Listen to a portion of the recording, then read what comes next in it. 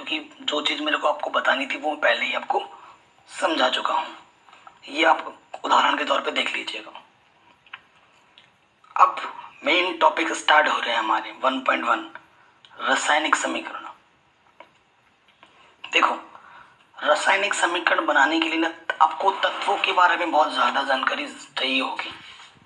जैसे कि मैं अगर बताऊं, रासायनिक समीकरण अगर आपको बनाना है तो उससे पहले आपको तत्वों के बारे में जानना पड़ेगा, तत्वों के नाम के बारे में जानना पड़ेगा, तत्वों के प्रतीक के बारे में जानना पड़ेगा। ठीक है, इन दोनों की जानकारी अगर आपको है तभी जाके आप एक रासायनिक समीकरण पूर्ण रूप से बना सकते हैं। जैसे कि मैं अगर बात करूं, हाइड्रोजन, हाइड्रोजन है ना, तो हाइड्रोजन का प्रतीक होता है H और परमाणु क्रमांक यहाँ लिख देता हूँ। ये जो होता है वो होता है परमाणु क्रमांक। ये तीनों की जानकारी बहुत जरूरी है। तो हाइड्रोजन का परमाणु क्रमांक होता है 1, नाम है हाइड्रोजन और प्रतीक होता है H। नंबर 2 पे आता है हीलियम, परमाणु क्रमांक 2, नाम है हीलियम और प्रतीक होता है He। ठीक है, नंबर 3 पे आता है लिथियम, प्रतीक होता है Li। ठीक है, इस तरीके से आपको कम से कम 25-30 लगातार सीरियल वाइज याद करना पड़ेगा, क्योंकि ये तो अभी आपको जरूरत पड़ेगी। अध्याय नंबर 5 जो है आपका, अध्याय नंबर 3 जो है उसमें भी जरूरत पड़ेगी। आप सोचेंगे सर ये चीज हमें कहाँ से मिलेगी, हम कहाँ से याद करें? तो दिक्कत की कोई जरूरत नहीं है, मैं आपको दिखा देता हूँ आपको कहाँ से याद करना है। आपको चले जाना है सीधे सीधे चैप्टर नंबर 5 में। ठीक है, यहाँ से मैं टेबल मिलेगा आपको, ये टेबल आवर्त सारणी है ना, चैप्टर नंबर 5 में है। इसको आप याद कर लीजिए। ठीक है, कैसे याद करोगे मैं बता रहा हूँ। जैसे मैंने लिखा वैसे सीधे में लिखते रहना। ये देखो H लिखा है ना, अंग्रेजी में लिखा हुआ है यहाँ पर, हाइड्रोजन का 1।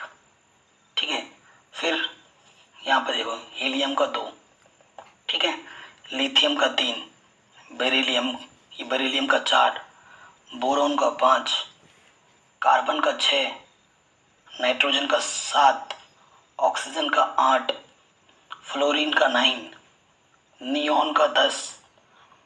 ठीक है, और ये जो प्रतीक भी लिखे हुए हैं, लिथियम का Li, बेरिलियम का Be, बोरोन का B, कार्बन का C, नाइट्रोजन का N, ऑक्सीजन का O, फ्लोरीन का F, नियॉन का Ne, ये इनके प्रतीक हैं। सोडियम का Na, कई बच्चे सोचते हैं सोडियम है तो Ha होगा या फिर HO होगा, गलत हो आप। सोडियम का Na, मैग्नीशियम का Mg, एल्यूमिनियम का Al13, परमाणु क्रमांक भी आपको याद करना है। सिलिकॉन का 14, फास्फोरस का 15 और प्रतीक भी याद करो। तो आपको कम से कम कहाँ तक याद करना है? यहाँ तक, 30 तक। कॉपी में लिख के, एक लाइन से लिख के दीवार के सामने पोस्टर बनाकर चिपका दो। समझ रहे हो? दीवार के सामने पोस्टर बना के चिपका दो। अब वो जब ये आपको याद हो जाएगा, समझ में, अभी मैं मान के चल रहा हूँ कि अभी आपको ये याद हो गया है। देखिए, इसकी याद हो जाने के बाद इसकी उपयोगिता क्या है वो मैं आपको दिखाता हूँ। मैंने आपको ये याद करने के लिए क्यों कहा वो अब आपको पता चल जाएगा। ठीक है, देखिए, जैसे कि रासायनिक समीकरण क्या है पहले पढ़ लेते हैं, उसके बाद इस पर आते हैं। यहाँ लिखा है टॉपिक पहला हमारा रासायनिक समीकरण। यहाँ क्या बोल रहे हैं? क्रियाकलाप 1.1 का विवरण, मतलब जो भी क्रियाकलाप 1.1 हुआ में वो यहाँ पर बोल रहे हैं। क्या बोल रहे हैं?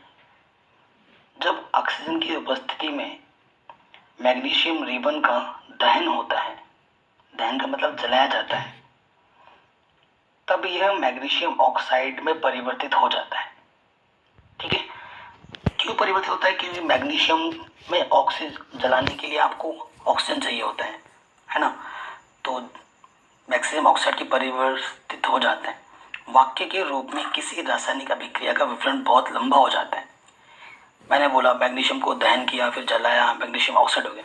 बोलने में इतना टाइम लग गया मेरे को, लिखने में इतना टाइम लग गया, बोलने में यहाँ से लेकर यहाँ तक लगा। अब इसी चीज को मैं अगर रासायनिक समीकरण के रूप में लिख दूं ना, तो वो 3-4 शब्दों में हो जाता है।